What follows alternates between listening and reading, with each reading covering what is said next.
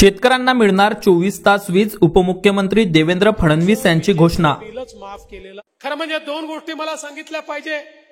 पहिले तर आपल्या सरकारने शेतकऱ्यांकरता महत्त्वाचा निर्णय घेतला। आता आम्ही तुमचं विजेचं बिलच माफ केलेलं आहे।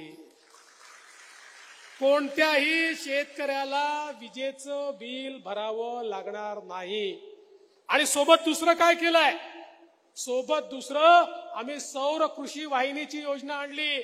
महाराष्ट्रातल्या शेतकऱ्यांना 16,000 मेगावॅट वीज लागते, त्यापैकी 12,000 मेगावॅटचं त्या ठिकाणी आम्ही हरित ऊर्जीकरण किंवा सोलर मध्ये कन्व्हर्शन सुरू केलंय, जे 1.5 वर्षात पूर्ण होणार आहे। उलट 4,000चं आता काम अजून चालू करतोय।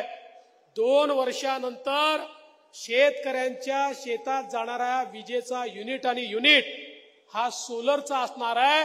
त्यामुळे शेतकऱ्यांना 365 दिवस दिवसा वीज आम्ही देऊ, त्यांना रात्रीच्या विजेची आवश्यकता पडणार नाही।